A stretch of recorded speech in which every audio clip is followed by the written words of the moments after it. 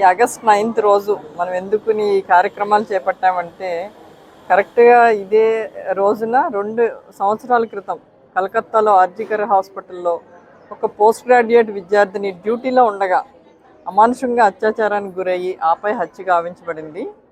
అప్పటి నుంచి మేము ఎన్నో ధర్నాలు, క్యాండిల్ లైట్ వాక్లు అన్నీ చేస్తూనే ఉన్నాము. ఈ హింసాత్మక ధోరణులు డాక్టర్ల పట్ల, హెల్త్ కేర్ వర్కర్స్ పట్ల ఆపాలి అని చెప్పి. బట్ అవి కొనసాగుతూనే ఉన్నాయి. సో మేము ఈ వాకథాన్ ద్వారా అలాగే ఈరోజు సమావేశం ద్వారా కొంత సమాజానికి సందేశం ఇవ్వదలుచుకున్నాం. ఏంటంటే మమ్మల్ని ఈ హింసాత్మక ధోరణి నుంచి రక్షించినట్లయితే, అంటే మీకు ఏమన్నా ఇబ్బంది వచ్చినప్పుడు, అవుట్కమ్ బాగోలేనప్పుడు సంయమనంతో డాక్టర్లతోనూ హెల్త్ కేర్ వర్కర్స్తోనూ డిస్కస్ చేయండి. శాంతియుత వాతావరణం అసలు ఏం జరిగింది, ఎందువల్ల జరిగింది అనేది తెలుసుకోండి. ప్రతి కేసు అవుట్కమ్ అనేది మన చేతిలో ఉండదు. అవుట్కమ్ బాగాలేనంత మాత్రమే డాక్టర్స్ నెగ్లిజెన్స్ అనుకోవద్దు దయచేసి. కొన్ని సందర్భాల్లో ఏంటంటే క్రిటికల్ కేసులు మనం ఇచ్చే మందులకు కానీ ఆ బాడీ యొక్క తత్వాన్ని బట్టి రెస్పాండ్ కాకపోవటం అనే పరిస్థితి వస్తుంది. సో అటువంటి సిచ్యువేషన్లో ఏంటంటే డాక్టర్లు నిరంతరము పేషెంట్ల కోసమే పోరాడుతూనే ఉంటారు. ఏ డాక్టర్ కూడా, హెల్త్ కేర్ వర్కర్ కూడా ఉద్దేశపూర్వకంగా పేషెంట్కి మాత్రం హాని చేయాలని ఎప్పుడూ అనుకోరు. వారి ప్రాణాలు కాపాడడానికే ప్రయత్నిస్తూ ఉంటారు. అది అర్థం చేసుకోమని, అలాగే మీడియా మిత్రులకి, ప్రజలకి హెల్త్ లిటరసీ అనేది కలుగజేయాలని చెప్పేసి, అలాగే మనది ఏంటంటే డెవలపింగ్ కంట్రీ. మనం ఈ హెల్త్ ప్రాబ్లమ్స్ అనేది వచ్చిన తర్వాత మనం వాటిని నివారించుకోవడం కన్నా కూడా ప్రథమంలోనే నివారించుకోవాలి. ఎలాగా అంటే మన జీవనశైలి విధానం చక్కగా ఉన్నట్లయితే ఈ డయాబెటీసు, హైపర్ టెన్షన్ ఇలాంటివి రాకుండా ఉంటాయి. ఏదైనా ఇబ్బందులు వచ్చినా కూడా వెంటనే రెస్పాండ్ అయ్యే పరిస్థితి ఉంటుంది. అలాగే నెక్స్ట్ ఏంటంటే ఇన్ఫెక్షన్స్, పరిసరాలు పరిశుభ్రంగా ఉంచుకోండి, వ్యక్తిగతంగా పర్సనల్ హైజీన్ పాటించండి, ఆహార శుభ్రతను పాటించండి. ఇవన్నీ పాటించినప్పుడు ఏంటంటే జబ్బులు అనేవి రాకుండా ఉంటాయి. ఆరోగ్యంగా జీవించండి. తద్వారా ఏదైనా జబ్బులు వచ్చినా కూడా తొందరగా రికవరీ అనేది ఉంటుంది. డాక్టర్ల మీద కూడా ఇది ప్రెజర్ ఉండదు. మీరు కూడా ఏంటంటే ఈ ఆర్థికంగా దెబ్బతినకుండా ఉంటారు. మీరు పరిశుభ్రంగా ఉండి శారీరకంగా మీరు ఫిట్గా ఉన్నప్పుడు ఏంటంటే ఎక్కువ జబ్బులు గురికాకుండా ఉంటారు. ఇలాంటి డాక్టర్ల మీద ఈ రికవరీ బాగాలేదు అనే దాని మీద డాక్టర్ల మీద దాడులు అనేది లేకుండా ఉంటాయి. అలాగే ఏంటంటే పిల్లలు వాళ్ళ బిహేవియర్ ఎలా ఉంది, వాళ్ళు ఏం చేస్తున్నారు కాలేజీలకు వెళ్ళి అనేది గమనించుకుని వాళ్ళు కనుక నియంత్రించుకున్నట్లయితే అనవసరమైన రోడ్ ట్రాఫిక్ యాక్సిడెంట్స్ అనేవి చాలా ఎక్కువగా ఉంటున్నాయి. అలాంటి క్రిటికల్లీ ఇంజ్యూర్డ్ అనే పరిస్థితి నుంచి మనం రక్షించుకోగలుగుతాం యువతని. ప్రతిరోజు 500 డెత్స్ అవుతున్నాయి ఈ traffic accidents, major cause of deaths. అదే హాస్పిటల్ మనకి దీనిలో చూసుకున్నట్లయితే మెడికల్ నెగ్లిజెన్స్ ద్వారా సంవత్సరానికి 118, 200 డెత్స్ అవుతూ ఉంటే అది కూడా తప్పనిసరి పరిస్థితుల్లో అవుతాయని గమనించాలి సమాజం. సో మీడియా మిత్రుల వారికి హెల్త్ లిటరసీ అనేది డెఫినెట్గా ఇంప్రూవ్ చేయాలని కోరుకుంటున్నాము. ఏదైనా సంఘటన జరిగినప్పుడు మీరు వచ్చి ఏం జరిగిందని మా వైపు నుంచి కూడా అడిగినప్పుడు ఏంటంటే మీకు విషయం అనేది సరిగా వెళ్తుంది, ప్రజల్లోకి వెళ్తుంది ముందు మీ ద్వారాగాను. సో వాళ్ళు కూడా ఏంటంటే అగ్నికి ఆజ్యం పోసినట్టుగా కాకుండా వాళ్ళకి విషయం ఏంటనేది తెలిసినప్పుడు ఈ దాడులు అనేవి కొంత నియంత్రణలోకి వస్తాయని చెప్పేసి మేము అనుకుంటున్నామండి. దానికి సహకరించమని ప్రజల్ని, మీడియా మిత్రుల్ని కోరుతున్నామండి. మేము కూడా సొసైటీలో ప్రజలు సేఫ్గా ఉండాలి, మన ప్రాపర్టీ సేఫ్గా ఉండాలి, పబ్లిక్ ప్రాపర్టీ ఆ ఎంతజాంతో మేము పనిచేసినట్టు మీరు అలాగే పనిచేస్తూ ఉంటారు. సో మీతో ఎక్కువ కనెక్ట్ అవుతారండి డాక్టర్స్. అండ్ మాకు కూడా పోలీస్ కేసెస్లో చాలా వాటిలో డాక్టర్స్తోనే అవసరం ఉంటుంది. ఏ చిన్న కేసు అయినా what ever the report you give దాని మీద మేము బేస్ చేసుకొని కేసు మీద ప్రొసీడ్ అవుతూ ఉంటాం. అన్నీ మాకు ఫైన్ కాన్ఫిడెన్స్ ఎక్స్పర్ట్స్ అని మీరు ఇస్తేనే దాని ప్రకారం మేము according to section of law వేసుకుంటాం. ఏం జరిగిందో క్లియర్గా తెలుసుకోగలుగుతాం. ఒక చనిపోయారంటే దానికి కారణం మీరే చెప్పగలుగుతారు. సో మా ఇన్వెస్టిగేషన్లో కూడా మీరు చాలా ఇంపార్టెంట్ రోల్ ప్లే చేస్తారు. సో అలాంటిది మీరు ఇంత సేవ చేసుకున్నందుకు I really appreciate you all. Doctors వల్ల నాకు మీ మీద చాలా ఎక్కువ గౌరవం ఉంటుంది ఎప్పటికీ. And as madam requested, doctors మీద ఇలాంటివి ఏమి ఇచ్చినా పోలీస్ ప్రొటెక్షన్ ఎప్పుడు రెడీగా ఉంటుంది. యాజ్ పర్ ద లా మేము ఇప్పుడు మీకు సపోర్ట్గానే ఉంటాం డాక్టర్స్. మనం ఎప్పుడు డాక్టర్స్ పోలీసు సమన్వయంతో పనిచేసుకోవాల్సిందే, కొలాబరేషన్ ఉండాలి. మాకు ఇన్వెస్టిగేషన్లో అయినా మీకు ఏదైనా ఇబ్బంది వచ్చినప్పుడు మనం పోలీసులో ఉన్నా అందరం కలిసి పనిచేసుకుంటాం. అదేవిధంగా పనిచేసుకున్నాం. ఈరోజు ఈ ఈవెంట్కి అటెండ్ అయినందుకు, నన్ను ఈ ఈవెంట్ పిలిచినందుకు ఈ అసోసియేషన్ వాళ్ళకి, ఐఎంఏ వాళ్ళకి, ఇక్కడ ఉన్న డిఎంహెచ్ వాళ్ళకి అందరికీ థ్యాంక్స్ చెప్పుకుంటాం. Thank you. ముఖ్యంగా వైద్యో నారాయణో హరి అనేది గతంలో చూసాం. ఎంతో కష్టపడి మీరందరూ కూడా సమాజంలో చదివి సమాజానికి సేవ చేయడానికి ఏ అత్యున్నతమైన పూజనీయమైన ఈ రంగాన్ని ఎంచుకుంటారు, సేవలు అందిస్తారు. గతానికి ఇప్పటికీ చూసుకుంటే సమాజంలో అంతస్తు పెరిగిపోయింది. ఒక వైద్య రంగం మీదే కాదు, అన్ని రంగాల మీద కూడా దాడులు జరుగుతున్నాయి. అసంతృప్తి, చిన్న కోపం వచ్చేటప్పటికి అది ఎక్కడి దాకా అంటే హత్యల వరకు దారితీస్తుంది. దీనికి కారణం ఎక్కడ అన్నది మూలాల్లోకి వెళ్ళాల్సిన అవసరం ఉంది. ముఖ్యంగా విద్యా విధానంలో తల్లిదండ్రులు నేర్పించాల్సిన సంస్కారంలో పిల్లలకి బేసిక్ లెవెల్స్లో మనకి నైతికత అన్నది ముందు అలవాటు చేయాల్సిన అవసరం ఉంది. ఇది గ్రాస్ రూట్లో స్కూల్స్ నుంచి కూడా వస్తే కానీ వాళ్ళలో ఒక కోపం, ఆవేశం, అప్పుడంతా జడ్జీ బ్యాచ్ మీరు అందరూ ఇప్పుడు ఏదైనా ఉంటే టక్కుమని దాన్ని పోస్ట్ చేసేసి లోపల ఉన్న మన ఆవేదన, ఆందోళన, లేకపోతే మన బాధ అన్నీ కూడా ఆనందం అన్నీ వ్యక్తం చేస్తున్నాం. చాలా స్పీడ్ అయిపోయింది సమాజం గతానికి ఇప్పటికీ. గతంలో అంటే మా జనరేషన్లో చూసుకుంటే డాక్టర్ మవ్వ రాధాకృష్ణ గారని చైతన్య హాస్పిటల్ డాక్టర్ గారు అందరూ తెలిసి ఉంటుంది. వేదమాణి గారు, మా సీతంపేట రాజమండ్రి గారు, అలాగే గోల్ రామారావు గారు, ఇప్పుడు సిఎస్ఆర్ శాస్త్రి గారు, వీళ్ళందరినీ కూడా ఆయన ప్రాంత ప్రజలందరూ కూడా దేవుడితో సమానంగా చూస్తారు. రాధాకృష్ణ గారు లేరు ఇప్పుడు. కాకపోతే అంత రావడానికి కారణం ఏంటి అంటే వాళ్ళు సమాజంలో ఎలాంటి సేవలు అందించారు అన్నది గమనిస్తే కనుక ఇప్పుడు ఏం జరుగుతుంది, అప్పటికి ఇప్పటికీ తేడా ఏంటంటే చెయ్యి పట్టుకుని వైద్యం చేశారు. ఆ రోజుల్లో అది చెల్లేది. ఇప్పుడు మీకు ఖచ్చితంగా టెస్టులు చేసే వ్యాధిని నిర్ధారించిన తర్వాత మాత్రమే మీకు వైద్యం చేయడానికి పర్మిషన్స్ ఉన్నాయి. సో మీ చేతుల్లో కూడా లేదు టెస్టులు చేయకుండా ఏదో లక్షణాలు చూసి వైద్యం చేయడానికి. టెస్టులు చేయాలి, వ్యాధిని నిర్ధారించుకోవాలి, అక్కడ దొరకకపోతే కనుక ఇంకా ఉన్నతమైన ఆసుపత్రికి పంపించడానికి సిఫార్సు చేయాలి. ఇదంతా ఒక వ్యాపారం అయిపోయిందనే ధోరణి ప్రజల్లో బలంగా పెరిగిపోయింది. ఒకరిద్దరు చేసే పనులకి 98 మంది ఇబ్బంది పడుతున్నారు. దాన్ని అవేర్నెస్ తీసుకురావాలంటే అటు మీడియా కృషి చేయాలి, న్యాయ వ్యవస్థ, పోలీస్ వ్యవస్థ ఇవన్నీ కూడా సమన్వయంతో పనిచేసి డాక్టర్లు కూడా చాలా రిజర్వ్గా ఉంటారు. అంటే వాళ్ళకు ఉండే బిజీ షెడ్యూల్ వల్ల ఎవరితో కూడా మింగిల్ అవ్వరు. వాళ్ళ బాధలు ఏంటి, వాళ్ళ సమాజానికి ఏం చెప్తామని టైం కూడా ఉండట్లేదు.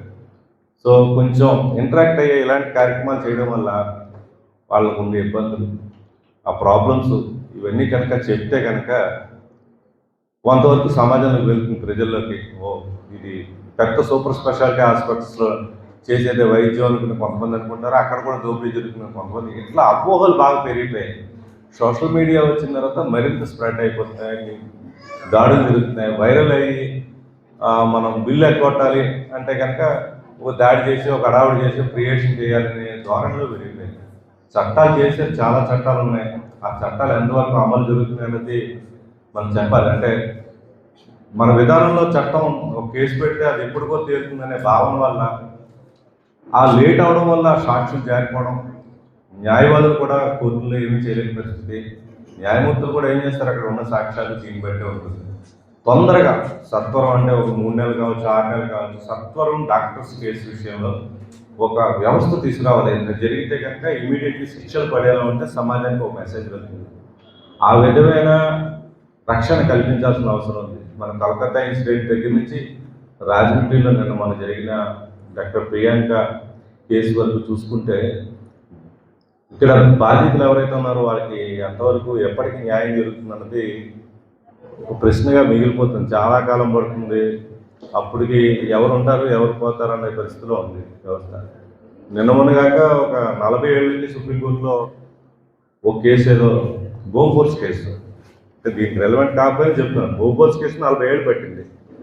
65 కోట్లు దాంట్లో అవినీతి జరిగిందని సిబిఐ ఎంక్వైరీకి 250 కోట్లు ఖర్చు పెట్టింది. అంటే మన వ్యవస్థ సిస్టమ్ ఎంత దారుణంగా ఉంది. 65 కోట్లు స్కామ్ జరిగిందన్న దానికి 250 కోట్లు సిబిఐ ఇన్వెస్టిగేషన్ ఖర్చు పెట్టింది 40 ఏళ్ళ పాటు. ఇది మొత్తానికి క్లోజ్ చేసిన కోర్టు ఆ కేసు. అంటే ఎంత డీలే నడుస్తుంది, ప్రజాధనం ఎంత పోతుంది. 250 కోట్లు ఎవరిది? మనమే కదా. ఇట్లా ఉంటే సిస్టము డాక్టర్లకే కాదు సమాజంలో ఎవరికి న్యాయం చేయని పరిస్థితి కనిపిస్తుంది. సో సిస్టంలో మార్పు రావాలంటే అందరిలో రావాలి. ఒక వైద్య రంగంలోనూ, పోలీస్ రంగంలోనూ, మీడియా రంగంలోనూ, న్యాయ వ్యవస్థలోనూ కాదు, అందరిలో మార్పు రావాలంటే అది గ్రాస్ రూట్స్ నుంచి, స్కూల్ స్థాయి నుంచి కూడా మన సిస్టమ్ అంతా కూడా మారాల్సిన అవసరం ఉంది. ఆ విధంగా పెద్దలందరూ కూడా సమాజంలో మేధావులు మౌనంగా ఉంటే సమాజానికి మంచిది కాదు. వాళ్ళందరూ కూడా విధానం రూపొందించుకోవాలి. ముఖ్యంగా రాజకీయ వ్యవస్థ భ్రష్టు పెట్టుకోవడానికి కూడా ప్రజలే కారణం. కేరళలో అవినీతి లేకుండా ఓట్లు వేసే పరిస్థితి ఉంటే సౌత్ ఇండియాలో చాలా రాష్ట్రాల్లో డబ్బులు తీసుకునే కానీ ఓట్లు వేయకపోతే రోజు రోజు రేట్లు పెరిగిపోతుంది. దాంతో ఆ సిస్టంలో రాజకీయ నాయకులు అనివార్యంగా అవినీతికి పాల్పడాల్సిన పరిస్థితి వస్తుంది. అవినీతి ఎక్కడి నుంచి వస్తుంది? ఎక్కడ గొడవ జరిగితే దాంట్లో 4 రూపాయలు తీసుకుందామనే పరిస్థితి రాజకీయ నాయకులు నేడు అలవర్చుకున్నారు. దానికి కారణం మాత్రం ప్రజలే. ఆ ప్రజలుకి ఓట్లు కొనుక్కోవడం. ఈ సిస్టమ్ అంతా మారాలంటే కనుక ఒక పెనుమార్పు రావాల్సిన అవసరం ఉంది. మన ఢిల్లీలో జంజీ ఉద్యమం చూసాం. మంచి మార్పు రావాలి. నేటి సమాజంలో యువత చాలా కీలక పాత్ర వహించాలి. రేపటి దేశ భవిత వారే మంచి నిర్ణయాలు తీసుకునే విధంగా ముందుకు వెళ్ళాలని అవకాశం ఇచ్చిన అందరికీ ధన్యవాదాలు తెలియజేస్తున్నాను. ఈరోజు 9 ఆగస్టు ఆర్జీకార్లో కోల్కతాలో మన ఒక డాక్టర్, డ్యూటీలో ఉన్న ఒక డాక్టర్ ఘోరమైన అత్యాచారానికి గురైంది. ఆ రోజు చాలా దేశం అంతా ప్రొటెస్ట్ జరిగాయి. కానీ ఎప్పుడైనా ఇన్సిడెంట్ అయితే ప్రొటెస్టులు జరగడము, దాని తర్వాత నెక్స్ట్ డే వేరే న్యూస్ రావడం, అందరం మర్చిపోవడము జరుగుతుంది. మెయిన్గా ప్రాబ్లం ఏంటంటే మనకి ట్రీట్మెంట్ జరిగేటప్పుడు అయితే పేషెంట్స్ లేట్గా రావడము, లేదా ఏమైనా సరే డాక్టర్ మమ్మల్ని కాపాడాలి, ఏం చేసైనా కాపాడాలి అనే ఒక గుడ్డి నమ్మకము. అంతా బాగైతే దేవుళ్ళు, లేకపోతే ఖచ్చితంగా డాక్టరే చంపేస్తారని క్రిమినల్స్. ఇట్లాగా రెండు కూడా మనకి మంచిది కాదు. మేము దేవుళ్ళం కాదు, మేము ఓన్లీ మనుషులమే. అండ్ మా వృత్తి ధర్మాన్న రాత్రి పగలు కష్టపడి ప్రతి పేషెంట్ని కాపాడతాము. ఎందుకంటే దాంట్లోనే మాకు సంతోషం ఉంది, దాంట్లోనే మాకు సంతృప్తి ఉంది. దీనికోసమే చాలా ఏళ్ళు కష్టపడుతున్నాము. హాస్పిటల్లో రాత్రి పగలు కష్టపడతాము. కానీ ఎటువంటి అవాంఛనీయమైన సంఘటన జరిగినా ఫస్ట్ వెంటనే మీరే చంపేశారు అనే మాటలు చాలా కష్టంగా ఉన్నాయి. అండ్ నెక్స్ట్ స్టెప్ ఏమవుతుందంటే, మనం పేషెంట్స్తో డీల్ చేసినప్పుడు ఉండేవాళ్ళు కొంతమంది ఏదైనా అవ్వంగానే ఒక 100-200 మంది హాస్పిటల్ మీద వచ్చేయడము, గొడవలు చేసేయడము, దానివల్ల మిగతా పేషెంట్స్కి చాలా ప్రాబ్లమ్స్ వస్తున్నాయి. అండ్ మోస్ట్ ఇంపార్టెంట్లీ డాక్టర్స్ కూడా రిస్క్ అయిన కేసెస్ ఎందుకు తీసుకోవడము మనం రిస్క్ అనే ఒక ఆలోచన రావడం అనేది సొసైటీకే చాలా డేంజర్. బట్ అలా అవుతుంది. ఎందుకంటే ఒకటి గ్యారంటీస్ మేము ఇవ్వలేము. నార్మల్గా ఉన్న కేసు కూడా అంత చిన్న ప్రొసీజర్లే కూడా సడన్గా కాంప్లికేషన్స్ వచ్చే అవకాశాలు ఉంటాయి. ఈ కాలంలో చాలామందికి చిన్న వయసులోనే క్యాన్సర్లు, చిన్న వయసులోనే షుగర్స్, హార్ట్ ప్రాబ్లమ్స్ వస్తున్నాయి. ఎవరికి ఎట్లాగా వస్తున్నాయి కూడా చెప్పలేకపోతున్నాము. అటువంటి పరిస్థితుల్లో అన్ని డాక్టర్సే తెలియాలి, అన్నీ వాళ్ళే చెయ్యాలి అని అనుకోవడము కరెక్ట్ కాదు. సో మా ఈరోజు ర్యాలీ చేయడానికి ఉద్దేశం ఏంటంటే, ఏదైనా సంఘటన జరిగినప్పుడు మాత్రమే మాట్లాడడం కాదు, ఇన్ జనరల్ మన యాటిట్యూడ్స్ మారాలి. మనము డాక్టర్స్ వంక మీరు దేవుళ్ళని అనక్కర్లేదు, ఏదైనా ప్రాబ్లం అయితే క్రిమినల్స్ అనొద్దు. మీరు ప్రాపర్గా క్వశ్చన్ చేయండి, మీరు కూర్చోండి, గంటల కొద్దీ కావాలంటే మాట్లాడండి, బట్ కండిషన్ అర్థం చేసుకోండి, ఏం జరిగిందో అడగండి. Thank you. మా వాకథాన్ ముఖ్య ఉద్దేశం ఏంటంటే, వైద్యులపై జరిగే దాడులు కానీ అహింసలకు కానీ ఖండిస్తూ ఈ వాకథాన్ అన్నది చేయడం జరిగిందండి. సో మన ప్రతి డాక్టర్ కూడా మన వచ్చే పేషెంట్స్కి వాళ్ళ బెస్ట్ చేయాలని అనుకుంటారండి. ఒక్కొక్కసారి ఆ చేసే క్రమంలో మనం అనుకున్న ఫలితాలు రాకపోవచ్చండి. అలాంటి విషయంలో డాక్టర్ గారితో మనం మాట్లాడి అసలు ఏంటి కారణం అని తెలుసుకోవడం చేయాలి తప్పించి వాళ్ళ మీద దాడులు చేయడం వల్ల మన సమాజానికి ఎక్కువ నష్టం జరుగుతుందండి. సో అందుచేత కమ్యూనికేషన్ అనేది చాలా ఇంపార్టెంట్.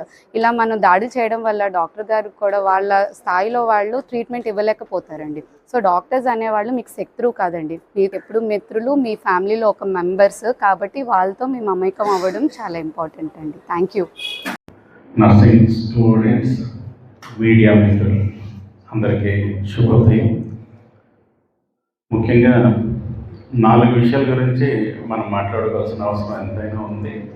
ఒకటి, ఈ రోజున వైద్యులు, వైద్య సిబ్బంది, హాస్పిటల్స్ స్టాండ్ ఏంటి సమాజంలో? సంవత్సరాల తరబడి వ్యయ ప్రయాసలోడి మనం అందరం డాక్టర్లు అవుతున్నాం, పారామెడికల్ స్టాఫ్ కోర్సులు చదువుతున్నాం, నర్సింగ్లోకి వస్తున్నాం, వైద్య వృత్తిలోకి వస్తున్నాం. మనకు అందాల్సిన గౌరవం రోజు రోజుకి తగ్గిపోతూనే ఉంది. ఎందుకు తగ్గుతుంది?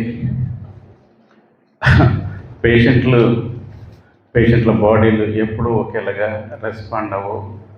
దానివల్ల చిన్న పేషెంట్ వైద్యం వికటించి చిన్న ప్రాణాపాయ స్థితులకు వెళ్ళడం, ఇలాంటి వాటి వల్ల రోగుల్లో ఆందోళనకు గురై, మానసిక ఒత్తిడికి గురై వాళ్ళందరూ డాక్టర్స్ మీద దాడులు చేస్తున్నారు. వీటన్నిటికీ కారణాలు ఏంటంటే అవగాహన రాహిత్యం. ఆ వైద్యం పట్ల కానీ, ఆ డిసీజ్, ఆ రోగం పట్ల కానీ సరైన అవగాహన వాళ్ళకి లేకపోవడం. ఉన్న మిడిమిడి జ్ఞానం, ఆ గూగుల్, ఏఐలు ఇలాంటి వాటిని నమ్ముకుని వాళ్ళు కొంతవరకు తెలుసుకుంటారు. కానీ పూర్తిగా డాక్టర్ సిబ్బందులకి తెలిసినంతగా ఎవరికి తెలియదు అక్కడ ఏం జరుగుతుంది అన్నది. డాక్టర్ చేయి వేస్తేనే రోగం నయమైపోదు, మందు పని చేయాలి, ఆ మందుకి పేషెంట్ యొక్క బాడీ రెస్పాండ్ అవ్వాలి. ఇవన్నీ కారణాలు ఉంటాయి అండర్ గ్రౌండ్లో. సో బ్యాక్గ్రౌండ్లో ఇవన్నీ జరిగితేనే కానీ ఒక మనిషి ప్రాణాపాయ స్థితి నుండి బయటికి రాగలుగుతాడు. ఈ విషయం ప్రజలు కూడా తెలుసుకోవాల్సిన అవసరం ఎంతైనా ఉంది. ఈ అవగాహన రాహిత్యం వల్ల గొడవలు జరుగుతున్నాయి. తర్వాత ఇప్పుడున్న ప్రజల్లో సహనం బాగా తక్కువైపోతుంది. ప్లస్ అవగాహన రాహిత్యం ఒక ఎత్తు అయితే, సహనం తగ్గిపోయి చిన్న వాటికి షార్ట్ టెంపర్స్తో భౌతిక దాడులకు కానీ, డాక్టర్స్ పట్ల మానసిక దాడులు అంటే తిట్టడం, దూషించడం, గొడవలు, మానభంగాలు, తర్వాత చివరికి హత్యలు చేసే స్థాయికి ప్రజల్లో చేరుకుంటున్న సమాజం మనది. ఈ సమాజంలో మనం ప్రశాంతంగా వైద్యం చేయడం అన్నది కష్టమే. అయినప్పటికీ మనకు వైద్యం పట్ల, వైద్య వృత్తి పట్ల ఉన్న నిబద్ధత, ప్రేమ మనల్ని పేషెంట్లని చూడడంలో నిమగ్నం చేయడం, వాళ్ళని కావాల్సిన సేవలు అందించడంలో మనల్ని మనం మోటివేట్ చేసుకుంటూ సాగిపోతూనే ఉన్నాం ఈ సమాజంలో. ఏదేమైనప్పటికీ ఇలాంటి దాడులు ఇలాంటివి జరగకుండా ఉండాలంటే పరిష్కార మార్గాలు ఏముంటాయి? మొట్టమొదటిగా మనం చేయాల్సిందే ఎక్కువగా ఉంది. పేషెంట్లకి ఆ రోగం పట్ల కానీ, రోగం విధి విధానాలు, ట్రీట్మెంట్ పట్ల కానీ సరైన అవగాహన కల్పించాల్సిన అవసరం మనదే. మనమే చెప్పాలి. 1కి 10 సార్లు డాక్టర్ చెప్పాలి. డాక్టర్ లేకపోతే వైద్య సిబ్బంది, మీరందరి మీద కూడా సమాన బాధ్యతలు ఉన్నాయి. ఈ విషయం నర్సింగ్ స్టాఫ్ అందరూ మీరు కూడా గుర్తుంచుకోవాల్సిన విషయం. పారామెడికల్ స్టాఫ్ అయితేనేంటి, అటెండర్స్ అయితేనేంటి, వీళ్ళందరూ కూడా ప్రతి ఒక్కళ్ళు రోగి బంధువులకి సరైన సమాచారాన్ని పూర్తిగా ఆడియో విజువల్ ఎయిడ్స్ ద్వారా మన దగ్గర ఏవైతే ఉన్నాయో రికార్డ్ చేసుకుంటూ వారికి ఎక్స్ప్లెయిన్ చేయడానికి మొదటి బాధ్యత మనది. ఆ తర్వాత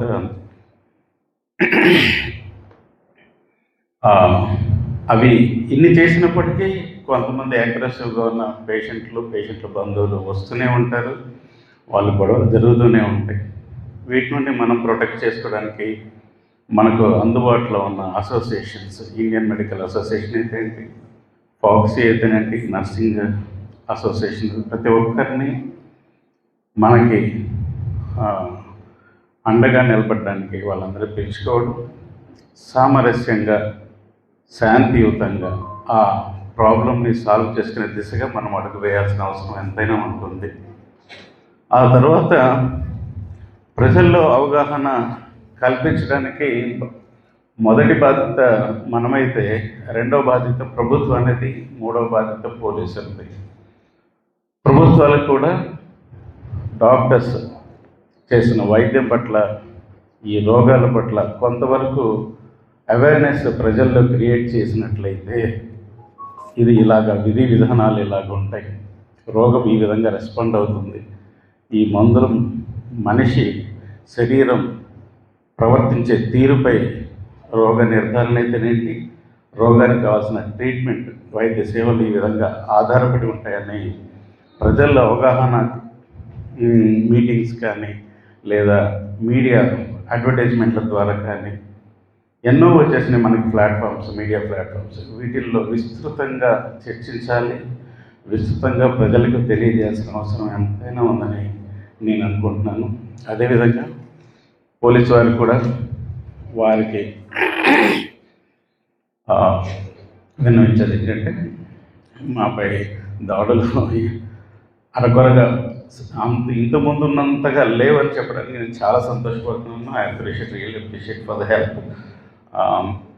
ఎక్కడైనా గొడవ జరిగిన 5-10 నిమిషాల లోపలే వాళ్ళకి ఒక రూల్స్ రెగ్యులేషన్స్ ఉన్నాయి. 10 నిమిషాల లోపలే అక్కడ అటెండ్ అయ్యి వాళ్ళ సుపీరియర్స్కి రిపోర్ట్ సబ్మిట్ చేయాల్సిన వాళ్ళ కర్తవ్యం ఉందని లాస్ట్ టైం ఎస్పీ గారిని కలిసినప్పుడు చెప్పారు. రియల్లీ థ్యాంక్ఫుల్ టు యూ అండి. అట్ ది సేమ్ టైం ప్రజల్లో కూడా మేము చెప్పడం కన్నా పేషెంట్కి అప్పుడే మాతో గొడవపడి ఉంటారు. మేము చెప్తే సగం వింటాడేమో, మీరు చెప్తే పూర్తిగా 100% వింటాడని మా నమ్మకం. మా తరఫున మేము చేసే పనిని, మేము చేసే వృత్తిని మీరు ఎక్స్ప్లెయిన్ చేసి వాళ్ళు చేసినట్లయితే బరువు బాధ్యత గుర్తించాలని మిమ్మల్ని అర్థిస్తున్నాం, కోరుకుంటూ ఉన్నాం. ఆ తర్వాత last but not least media మిత్రులు, మేము ఏది చెప్పాలన్నా సరే మాకు తెలియని నష్టం ఏంటి, కష్టం ఏంటి. ఈ రోజున మా పిల్లల్ని ధైర్యంగా డాక్టర్ వృత్తిలోకి తీసుకురాలేకపోతున్నాం. ఎందుకంటే వచ్చే సమస్యలు ఎప్పుడు ఏ వైపు నుండి గొడవ స్టార్ట్ అవుతుందో తెలియని దుస్థితిలో ఉన్నాం. మేమందరం బిక్కుమంటూ బతుకుతూ ఉన్నాం. ఒకప్పుడు డాక్టర్ కోసం పేషెంట్లు వెయిట్ చేసేవాళ్ళు, ఇప్పుడు మేము వాళ్ళ కోసం వెయిట్ చేయాల్సి వస్తుంది. ఒకవేళ వెయిట్ చేసినా ఏ వైపు నుండి గొడవ సృష్టిస్తారో, ఏ వైపు నుండి ప్రాబ్లం ఫేస్ చేయాల్సి వస్తుందని అభద్రతా భావంతో బతుకుతూ ఉన్న రోజులు మావి.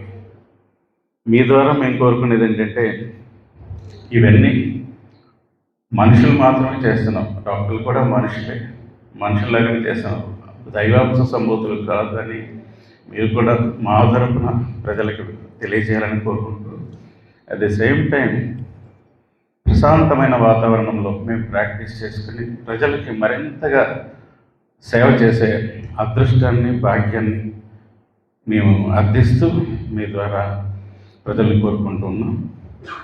ఈ అవకాశం ఇచ్చిన ఫాక్సీ అసోసియేషన్కి హృదయపూర్వక ధన్యవాదాలు. ఇచ్చేసిన పోలీస్ డిపార్ట్మెంట్ వారికి ఐఎంఏ తరపు నుండి ధన్యవాదాలు తెలియజేస్తున్నాం మేడం. Thank you madam. వైద్యో నారాయణో హరి అంటారు. వైద్యుడిని సాక్షాత్తు ప్రాణదాత అయిన భగవంతుడితో సమానంగా పూజించేటువంటి అద్భుతమైనటువంటి సంస్కృతి ఉంది.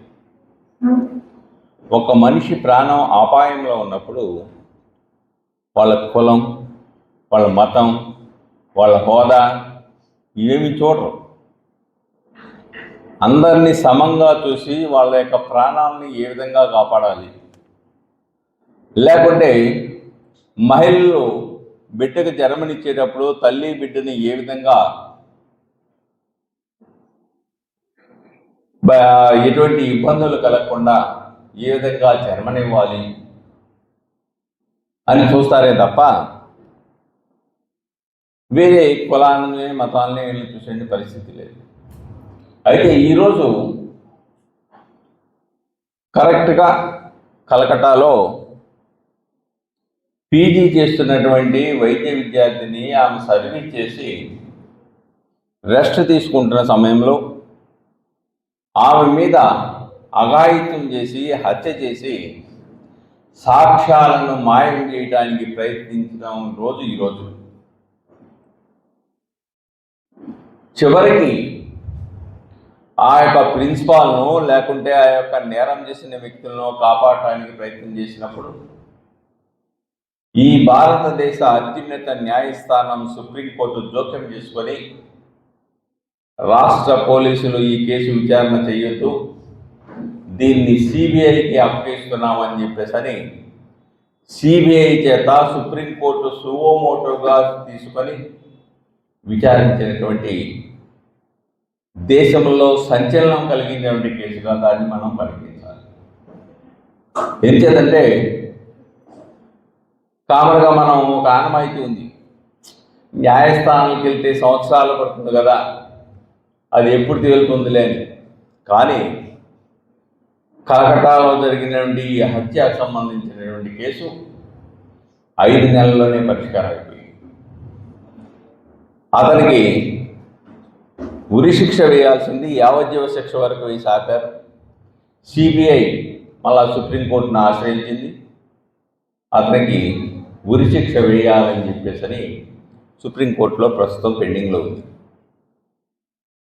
సరే, హాస్పిటల్ మీద దాడులు కానీ లేదంటే ఉక్రోషంతో పేషెంట్ డాక్టర్ గారు సక్రమంగా చేయలేదని కానీ ఇలాంటి సంఘటనలు మనం తరచుగా చూస్తూ ఉంటాం. డాక్టర్ల మీద దాడులు, లేదంటే హాస్పిటల్లో ఉన్నటువంటి వస్తువులని పరికరాలని ధ్వంసం చేయటం లాంటివి చేస్తారు.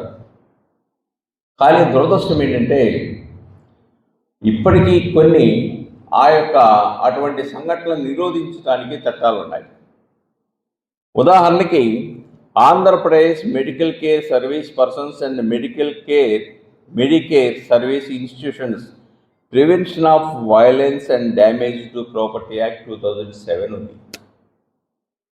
ఇది ఏం చెప్తుందంటే సెక్షన్ 4 ప్రకారము ఆసుపత్రి వైద్యుల మీద కానీ లేదంటే ఆస్తుల మీద కానీ సిబ్బంది మీద కానీ దాడి చేస్తే అది నేరంగా పరిగణించి 3 సంవత్సరాలు జైలు శిక్ష, 50,000 జరిమానా. అంతేకాదు, అంతటితో వదలలేదు ఆ చట్టం.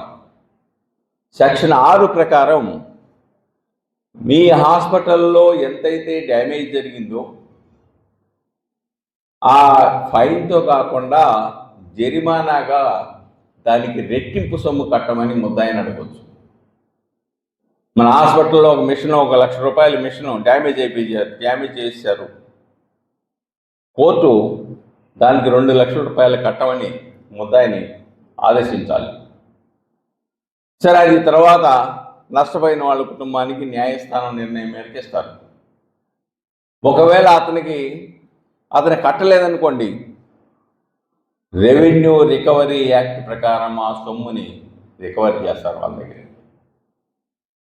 అంతేకాదు, 10 మంది వచ్చి దాడి చేశారనుకోండి, 10 మంది కూడా ఆ నేరాన్ని చేసినట్లుగానే భావించడం జరుగుతుంది.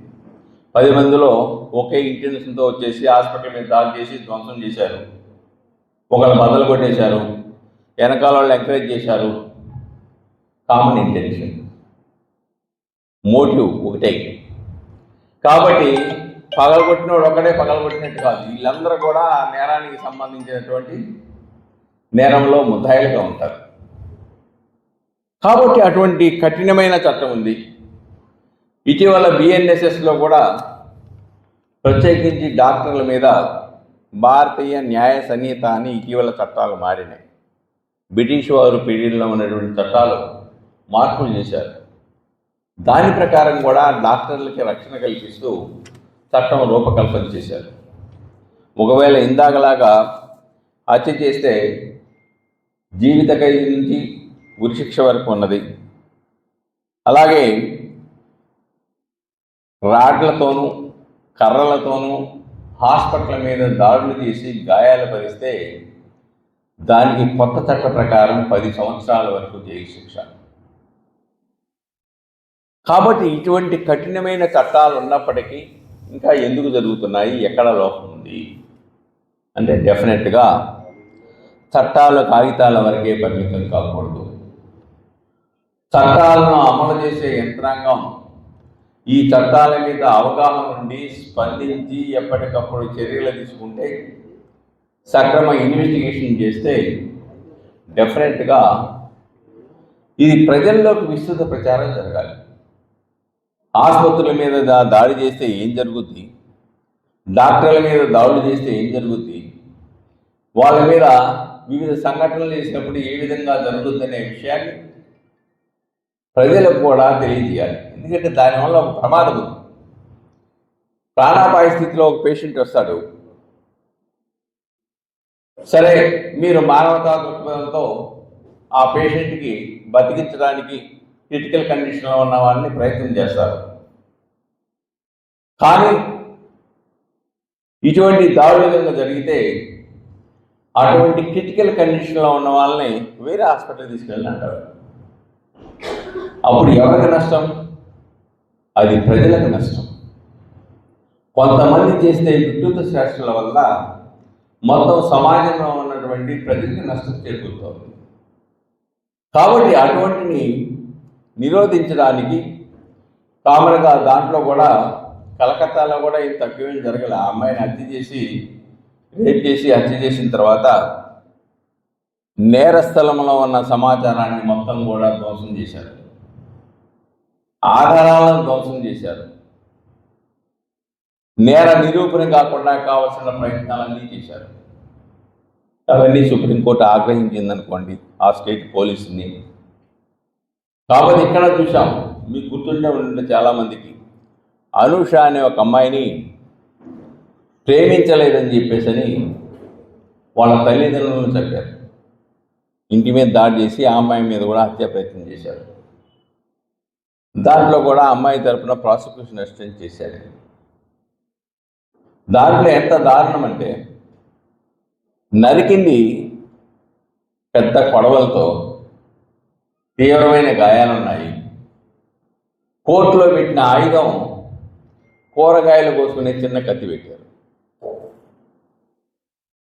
అంటే ఇన్వెస్టిగేషన్ కూడా ప్రాపర్గా చేయకపోతే ఆ కేసు చివరి లైఫ్ పడింది అనుకోండి, అప్పుడు తర్వాత ఆ జడ్జి గారు ఓ ఫంక్షన్లో కలిసేసి, సుబ్బారావు మోరల్ కన్విక్షన్ ఇచ్చానయ్యా నేను, కేసు అయితే లేదు అని చెప్పాడు.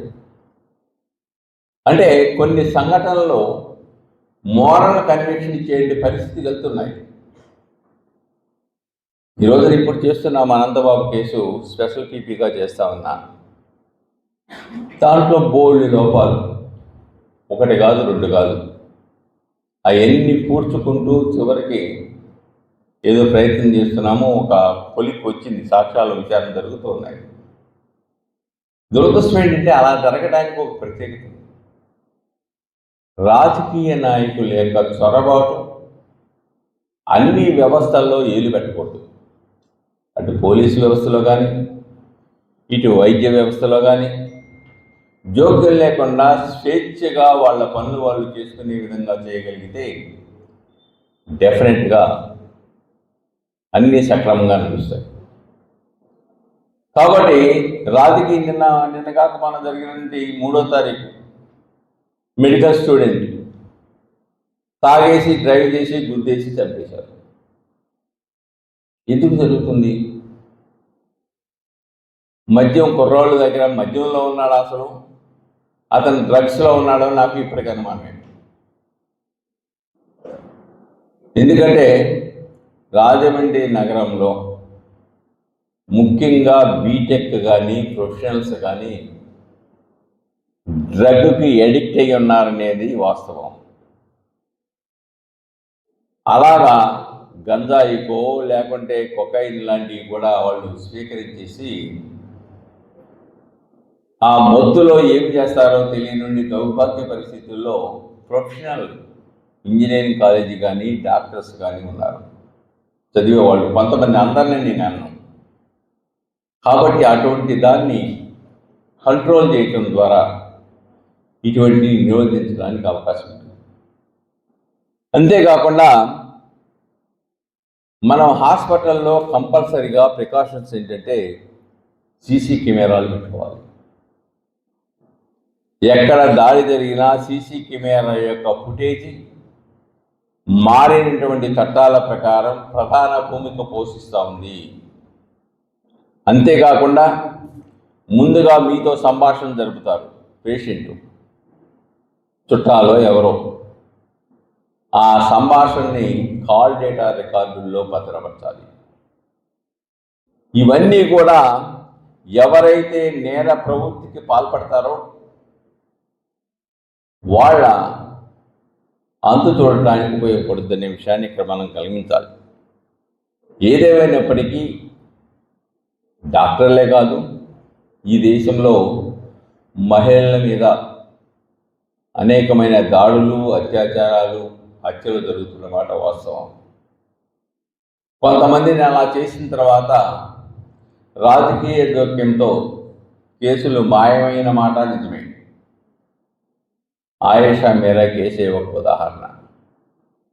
ఆ విద్యార్థిని దాడి చేసి అత్యాచారం చేసి చంపేస్తే ఆ కేసులో ఆ రోజున్న నాయకులు పలుకుబడితో చేస్తే ఇప్పటికీ ముద్దాయిలు ఎవరో తెలియదనే పరిస్థితి.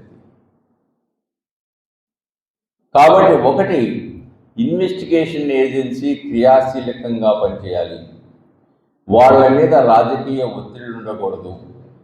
వాళ్ళకి స్వతంత్ర ప్రతిపత్తి ఉన్నప్పుడు మాత్రమే చట్టాలను సమగ్రంగా సక్రమంగా అమలు చేసే స్వేచ్ఛ వాళ్ళకు కూడా ఉంది.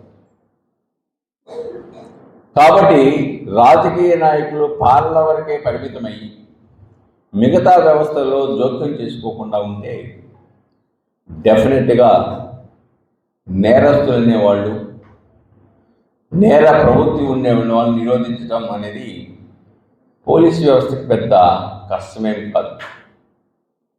కానీ అడ్డుపడుతుంది అక్కడ. ఈ కేసు కూడా నేను ఎఫ్ఐఆర్ కాపీ చూశాను, తర్వాత మెమో ఇచ్చింది కూడా చూశాను. రాజమండ్రిలో జరిగిన సంఘటన. ముందు 125B పెట్టారు, దానికి 3 సంవత్సరాల శిక్ష. తర్వాత మరుసటి రోజు 110 సెక్షన్ కింద పెట్టారు, culpable homicide, amounting to murder. Alter చేశారు, దాంట్లో అరెస్ట్ చేశారు. అరెస్ట్ చేసి జైలుకి పెట్టారు, వేరే విషయం. కానీ విచిత్రం ఏంటంటే అది చూసిన తర్వాత మా పాత్రికేయ మిత్రుడు ఫోన్ చేసి, సార్ దీంట్లో ఏమిటి లోపాలు ఉన్నాయి చెప్పండి అన్నాడు. చూశాను, అసలు ఇది డ్రంక్ అండ్ డ్రైవ్ కదా, ఆ సెక్షన్ ఎక్కడ ఉంది దీంట్లో? మోటార్ వెహికల్స్ యాక్ట్ ప్రకారం పెట్టాలి కదా, అది తప్ప ఇది పెట్టారయ్యా కల్పబుల్ హోమిసైడ్, అది కూడా పెట్టవలసిన అవసరం ఉంది దాంట్లో అని చెప్పారు. అంటే కొంత ట్రైనింగ్ ఇస్తున్నప్పుడు కూడా ఇంకా చట్టాల మీద నాకు తెలిసి ఇందాక నేను చెప్పినట్టుగా ఆ చట్టం మీద కేసులు ఈ రాష్ట్రంలో నాకు తెలిసి ఒకటి కూడా నమోదు కాల. ఇది Andhra Pradesh Medicare service persons and Medicare service institutions prevention of violence and damage to property act 2007. దీని ప్రకారం ధ్వంసం చేసిన వాళ్ళ మీద డబ్బులు రికవర్ అవ్వాలా, అసలు వాళ్ళకి శిక్షలు ఇవ్వలేదు, అసలు కేసులే కట్టలేదు. కాబట్టి చట్టాలు ఉన్నప్పుడు ఈ చట్టాల్లో ఉండే రక్షణని మనం ఉపయోగించుకోవాలి, ఫిర్యాదులు ఇవ్వాలి. విచారణ సంస్థలు కూడా చట్ట పరిజ్ఞానం పరిపూర్తిగా ఉన్నప్పుడు డెఫినెట్గా మహిళల మీద ఉన్నటువంటి దాడులను అరికట్టడం పెద్ద ఉన్న చట్టాలు కఠినంగా ఉన్నాయి. ఈవెన్ రేపు కూడా శిక్ష పెంచారు. కొత్త చట్టాల్లో మహిళల మీద జరిగే దాడులకు కఠినమైన చట్టాలు పెట్టారు. ఈ కఠినమైన చట్టాలు దురదృష్టవశాత్తు కాగితాలకే పరిమితమైపోయినాయి. అది ప్రజల్లోకి విస్తృత ప్రచారం జరిగితే ఆడపిల్ల జోలికి కానీ మహిళల జోలికి కానీ వెళ్తే మన జీవితాలు నాశనం అవుతాయి అనేటువంటి అభిప్రాయం వాళ్ళలో ఏర్పడితే వాళ్ళలో పరివర్తన వస్తాయి. అది డాక్టర్లు అవనివ్వండి, ఇంకొకళ్ళు అవనివ్వండి, విద్యార్థులు అవనివ్వండి, ఎవరి జోలికి కూడా వెళ్ళే అవకాశం ఉత్పన్నం అవ్వదు అనేది మనం ఇక్కడ గమనించాలి. ఏదేమైనప్పుడు కూడాను దురదృష్టం ఏంటంటే డాక్టర్ల మీద జరుగుతున్నటువంటి దాడులకు సంబంధించి ఎవరైతే ప్రాణదాత అని చెప్పుకుంటున్నామో వాళ్ళ మీద జరుగుతున్న దాడుల్ని నిరోధించాలని నిరసన చెప్పే పరిస్థితి రావడం దురదృష్టకరమైన సంఘటనగా నేను భావిస్తా ఉన్నాను. ఎందుకంటే సమాజానికి ఉపయోగపడేవాళ్ళు వాళ్ళ మీద దాడులు చేయటం అనేది అది సరైన విధానం కాదు. ఏదేమైనప్పటికీ కూడాను అదే రీతిలో మనం కూడా హాస్పిటల్లో తగు జాగ్రత్తలు తీసుకోవాలి, ఇమీడియట్గా ఫిర్యాదు ఇవ్వాలి. కొన్ని సందర్భాలు నేను చూశాను, హాస్పిటల్ మీద దాడి చేస్తారు, పరికరాలు ధ్వంసం చేస్తారు, ఫిర్యాదు ఇవ్వరు. ఏంటంటే రాజీ తీసుకుందాంలే, రాజీకి వస్తారేమో అని చెప్పేసి అని ఫిర్యాదు ఇవ్వడంలో కూడా జాప్యం చేస్తారు. ఆ జాప్యంలో నేర స్థలానికి సంబంధించినటువంటి ఆ ఆధారాలు మాయమయ్యే ప్రమాదాలు ఉంటాయి. కాబట్టి డెఫినెట్గా ఇమ్మీడియట్గా అలాంటి సంఘటనలు జరిగినప్పుడు పోలీసు వారికి ఇన్ఫామ్ చేయటం, దాని మీద చర్యలు తీసుకోవడం. 1-2 సంఘటనల్లో కనుక చర్యలు తీసుకుంటే మూడోసారి ఎవరు రారు. కాబట్టి కొంతమంది, అందరినీ అన్నగానే కొంతమంది కొన్ని తప్పులు చేస్తున్నమాట వాస్తవం. అది ఏళ్ల మీద లెక్క పెట్టవచ్చు. అందరినీ ఒకే కాడిని కట్టడం సరికాదు. కాబట్టి ఏదేమైనప్పుడు కూడా డాక్టర్లు చేసేటువంటి సేవ, సమాజానికి చేసే సేవ, వాళ్ళని ప్రాణదాతలుగా ఈ వ్యవస్థ గుర్తిస్తూ ఉంది, ప్రజలు గుర్తిస్తూ ఉన్నారు. ఆ దిశలో దాడులను ఎదుర్కొంటూ చైతన్యవంతమై మీరు కూడా చట్ట ప్రకారంగా చర్యలు తీసుకోగలిగితే డెఫినెట్గా ఇటువంటి నిరోధించడం పెద్ద సమస్య కాదు. ఎంచేతంటే కొన్ని సందర్భాల్లో అటు మనుశాస్త్రం కానీ లేకపోతే మిగతా మత గ్రంథాలు కానీ మహిళలను కొన్ని సందర్భాల్లో చిన్న చూపు చూసినాయి. సతీసాగమనం చూసాం మనం, అలానే చైల్డ్ మ్యారేజ్ చూసాం మనం, నర్సరీ స్వతంత్రం అర్హది అన్నటువంటి మాటలు చూసాం. శంకరాచార్య లాంటి వాళ్ళు నరకానికి ముఖద్వారం స్త్రీలు అన్న మాట చూసాం. ఏ విధంగా మహిళల్ని 2వ తరగతి మనుషులుగా చూడాలనేటువంటి పితృస్వామిక వ్యవస్థ యొక్క లక్షణాలను అధిగమించి ఈ రోజున చట్టసభల్లోనూ విద్యల్లోనూ ఈ రోజున జ్యుడిషియల్ ఆఫీసర్స్ రాజమండ్రిలో ఉన్న వాళ్ళు 170% మహిళలు.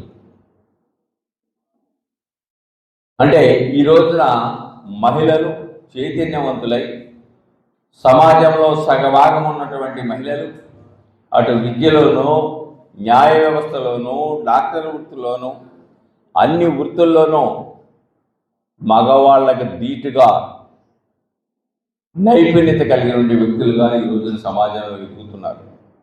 ఇది కొత్తగా వచ్చిన మార్పు. ఇది అటు పోలీస్ యంత్రాంగం కూడా అంతే.